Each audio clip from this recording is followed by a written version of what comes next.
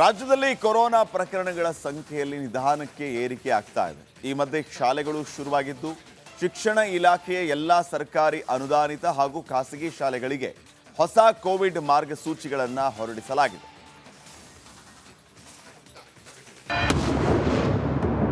Corona ರೂಪಾಂತರಿ ಆತಂಕದ ಮಧ್ಯೆ ಶಾಲೆ ಓಪನ್.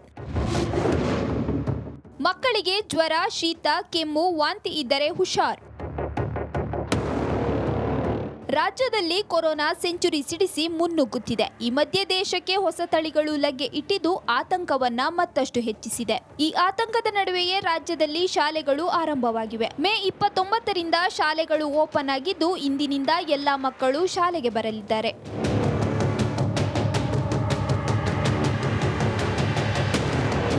ಹೌದು, ಕ್ರೂರಿ ಕೊರೋನಾಗೆ ಕಣ್ಣಿಲ್ಲ, ವಯಸ್ಸು ಕೇಳಲ್ಲ. ಪುಟಾಣಿ ಮಕ್ಕಳಿಂದ ಹಿಡಿದು ವಯಸ್ಸಾದವರವರೆಗೂ ತನ್ನ ವಕ್ರದೃಷ್ಟಿಯನ್ನ ಹಾಕಿಬಿಡುತ್ತೆ. ಈ ಹಿಂದೆ ಕೂಡ ಮಕ್ಕಳ ಮೇಲೆ ಅಟ್ಟಹಾಸ ಮೆರೆದಿತ್ತು.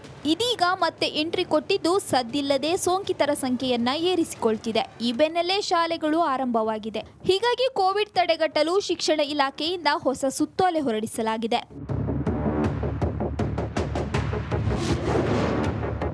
ಶಿಕ್ಷಣ ಇಲಾಖೆಯಿಂದ ಮಾರ್ಗಸೂಚಿ.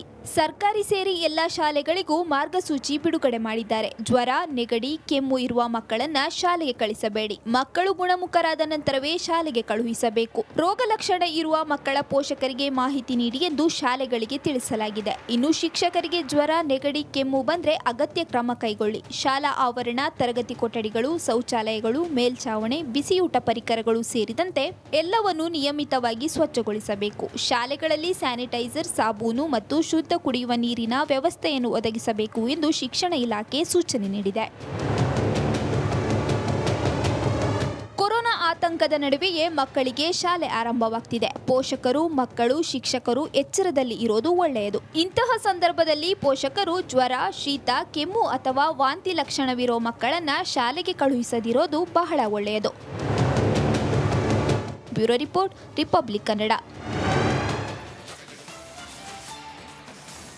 ಈ ಬಗ್ಗೆ ಇನ್ನಷ್ಟು ಡೀಟೇಲ್ಸ್ ಅನ್ನ ಪಡೆಯೋಣ. ನಮ್ಮ ಪ್ರತಿನಿಧಿ ವೀರೇಶ್ ಈಗ ನೇರ ಸಂಪರ್ಕದಲ್ಲಿ ಜಾಯ್ನ್ ಆಗ್ತಿದ್ದಾರೆ. ವೀರೇಶ್, ಸರ್ಕಾರಿ ಶಾಲೆಗಳಲ್ಲಿ ಮರಳಿ ಬಾ ಶಾಲೆಗೆ ಅಂತ ಹೇಳಿ ತುಂಬಾ ಅದ್ಭುತವಾದಂತಹ ಕಾರ್ಯಕ್ರಮವನ್ನ ಮಾಡುವ ಮೂಲಕ ಮಕ್ಕಳನ್ನ ಬರಮಾಡ್ಕೊಂಡಿದ್ದಾರೆ, ಅವ್ರನ್ನ ವೆಲ್ಕಮ್ ಮಾಡ್ಕೊಂಡಿದ್ದಾರೆ.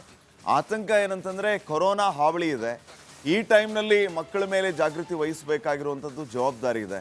ಸೊ ಯಾವ ರೀತಿ ಮಾರ್ಗಸೂಚಿಗಳನ್ನ ರಿಲೀಸ್ ಮಾಡಲಾಗಿದೆ, ಇದು ಎಷ್ಟರ ಮಟ್ಟಿಗೆ ಜವಾಬ್ದಾರಿಯನ್ನ ತರುತ್ತೆ ಶಿಕ್ಷಕರ ಮೇಲೆ ಅಂತ?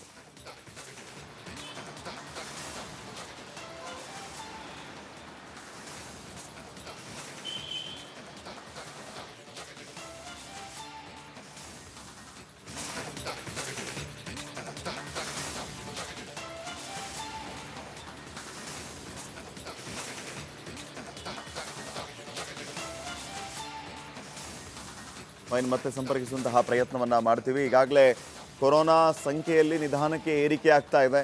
ರಾಜಧಾನಿ ಬೆಂಗಳೂರು ಸೇರಿದಂತೆ ಹಲವು ಕಡೆ ಈಗಾಗಲೇ ಕೊರೋನಾ ನಿಧಾನಕ್ಕೆ ಆರಂಭ ಆಗಿದ್ದಲ್ಲದೆ ಸಾವನ್ನಪ್ಪಿರುವಂತಹ ಘಟನೆಗಳು ಕೂಡ ನಡೆದಿದೆ. ಒಂದು ಕಡೆ CM ಸಿದ್ದರಾಮಯ್ಯ ಅವರು ಈ ಬಗ್ಗೆ ಈಗಾಗಲೇ ಸ್ಪಷ್ಟನೆಯನ್ನು ಕೊಟ್ಟಿದ್ದಾರೆ. ರಾಜ್ಯ ಮುಖ್ಯಮಂತ್ರಿಗಳು ಯಾರೂ ಕೂಡ ಭಯ ಬೀಳುವಂಥ ಅಗತ್ಯ ಇಲ್ಲ, ಆದರೆ ಎಚ್ಚರಿಕೆಯನ್ನು ವಹಿಸಬೇಕು ಅಂತ ಹೇಳಿದ್ದಾರೆ. ಇದರ ಜೊತೆಗೆ ನಿರ್ಲಕ್ಷ್ಯವನ್ನು ಮಾಡಬೇಡಿ, ಯಾವುದೇ ಕಾರಣಕ್ಕೂ ನಿರ್ಲಕ್ಷ್ಯ ಮಾಡಕೂಡದು. ನಿರ್ಲಕ್ಷ್ಯದಿಂದ ನಾವೀಗಾಗಲೇ ಪಾಠ ಕಲಿತಾಗಿದೆ. ಮತ್ತೇನಾದರೂ ನಿರ್ಲಕ್ಷ್ಯ ಮುಂದುವರೆದ್ರೆ ಇದೇ ರೀತಿಯ ಸಮಸ್ಯೆಗಳು ಮರುಕಳಿಸೋದು ಬೇಡ ಅಂತ ಹೇಳಿ ಈಗಾಗಲೇ ಎಚ್ಚರಿಕೆಯನ್ನು ಕೂಡ ನೀಡಲಾಗಿದೆ. ನಾವು ಸಿದ್ಧರಾಗೋಣ, ಆದರೆ ಭಯ ಬೇಡ ಅಂತ ಹೇಳಿದ್ದಾರೆ. ಈ ಮಧ್ಯೆ ಶಾಲೆಗಳು ಆರಂಭ ಆಗಿರುವ ಹಿನ್ನೆಲೆ ಮಕ್ಕಳ ಮೇಲೆ ಜಾಗೃತಿ ವಹಿಸಬೇಕಾದಂಥ ಅನಿವಾರ್ಯತೆ ಇದೆ. ರಾಜ್ಯದಲ್ಲಿ ಕೊರೋನಾ ಪ್ರಕರಣಗಳ ಸಂಖ್ಯೆಯಲ್ಲಿ ನಿಧಾನಕ್ಕೆ ಏರಿಕೆ ಆಗ್ತಾ ಇದೆ. ಈ ಮಧ್ಯೆ ಶಾಲೆಗಳು ಶುರುವಾಗಿದ್ದು ಶಿಕ್ಷಣ ಇಲಾಖೆಯ ಎಲ್ಲಾ ಸರ್ಕಾರಿ ಅನುದಾನಿತ ಹಾಗೂ ಖಾಸಗಿ ಶಾಲೆಗಳಿಗೆ ಹೊಸ ಕೋವಿಡ್ ಮಾರ್ಗಸೂಚಿಗಳನ್ನು ಹೊರಡಿಸಲಾಗಿದೆ.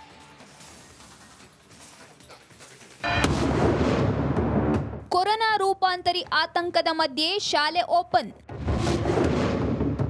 ಮಕ್ಕಳಿಗೆ ಜ್ವರ, ಶೀತ, ಕೆಮ್ಮು, ವಾಂತಿ ಇದ್ದರೆ ಹುಷಾರ್. ರಾಜ್ಯದಲ್ಲಿ ಕೊರೋನಾ ಸೆಂಚುರಿ ಸಿಡಿಸಿ ಮುನ್ನುಗ್ಗುತ್ತಿದೆ. ಈ ಮಧ್ಯೆ ದೇಶಕ್ಕೆ ಹೊಸ ತಳಿಗಳು ಲಗ್ಗೆ ಇಟ್ಟಿದ್ದು ಆತಂಕವನ್ನ ಮತ್ತಷ್ಟು ಹೆಚ್ಚಿಸಿದೆ. ಈ ಆತಂಕದ ನಡುವೆಯೇ ರಾಜ್ಯದಲ್ಲಿ ಶಾಲೆಗಳು ಆರಂಭವಾಗಿವೆ. ಮೇ 29ರಿಂದ ಶಾಲೆಗಳು ಓಪನ್ ಆಗಿದ್ದು ಇಂದಿನಿಂದ ಎಲ್ಲಾ ಮಕ್ಕಳು ಶಾಲೆಗೆ ಬರಲಿದ್ದಾರೆ.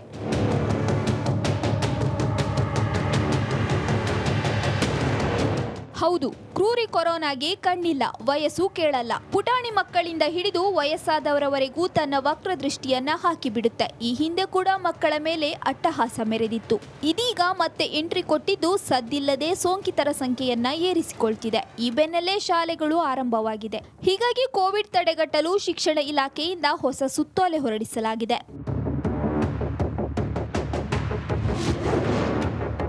ಶಿಕ್ಷಣ ಇಲಾಖೆಯಿಂದ ಮಾರ್ಗಸೂಚಿ.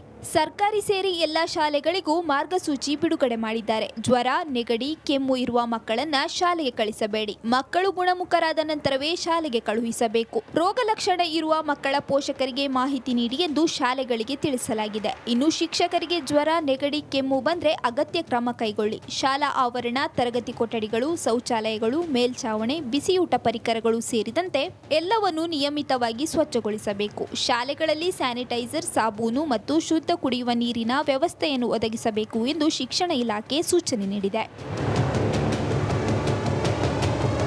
ಕೊರೋನಾ ಆತಂಕದ ನಡುವೆಯೇ ಮಕ್ಕಳಿಗೆ ಶಾಲೆ ಆರಂಭವಾಗ್ತಿದೆ. ಪೋಷಕರು, ಮಕ್ಕಳು, ಶಿಕ್ಷಕರು ಎಚ್ಚರದಲ್ಲಿ ಇರೋದು ಒಳ್ಳೆಯದು. ಇಂತಹ ಸಂದರ್ಭದಲ್ಲಿ ಪೋಷಕರು ಜ್ವರ, ಶೀತ, ಕೆಮ್ಮು ಅಥವಾ ವಾಂತಿ ಲಕ್ಷಣವಿರೋ ಮಕ್ಕಳನ್ನ ಶಾಲೆಗೆ ಕಳುಹಿಸದಿರೋದು ಬಹಳ ಒಳ್ಳೆಯದು.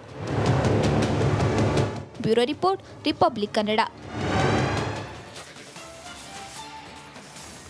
ಈ ಬಗ್ಗೆ ಇನ್ನಷ್ಟು ಡೀಟೇಲ್ಸ್ ಅನ್ನ ಪಡೆಯೋಣ. ನಮ್ಮ ಪ್ರತಿನಿಧಿ ವೀರೇಶ್ ಈಗ ನೇರ ಸಂಪರ್ಕದಲ್ಲಿ ಜಾಯ್ನ್ ಆಗ್ತಿದ್ದಾರೆ. ವೀರೇಶ್, ಸರ್ಕಾರಿ ಶಾಲೆಗಳಲ್ಲಿ ಮರಳಿ ಬಾ ಶಾಲೆಗೆ ಅಂತ ಹೇಳಿ ತುಂಬಾ ಅದ್ಭುತವಾದಂತಹ ಕಾರ್ಯಕ್ರಮವನ್ನ ಮಾಡುವ ಮೂಲಕ ಮಕ್ಕಳನ್ನ ಬರಮಾಡ್ಕೊಂಡಿದ್ದಾರೆ, ಅವ್ರನ್ನ ವೆಲ್ಕಮ್ ಮಾಡ್ಕೊಂಡಿದ್ದಾರೆ. ಆತಂಕ ಏನಂತಂದ್ರೆ ಕೊರೋನಾ ಹಾವಳಿ ಇದೆ. ಈ ಟೈಮ್ನಲ್ಲಿ ಮಕ್ಕಳ ಮೇಲೆ ಜಾಗೃತಿ ವಹಿಸಬೇಕಾಗಿರುವಂಥದ್ದು ಜವಾಬ್ದಾರಿ ಇದೆ. ಸೊ ಯಾವ ರೀತಿ ಮಾರ್ಗಸೂಚಿಗಳನ್ನ ರಿಲೀಸ್ ಮಾಡಲಾಗಿದೆ, ಇದು ಎಷ್ಟರ ಮಟ್ಟಿಗೆ ಜವಾಬ್ದಾರಿಯನ್ನ ತರುತ್ತೆ ಶಿಕ್ಷಕರ ಮೇಲೆ ಅಂತ?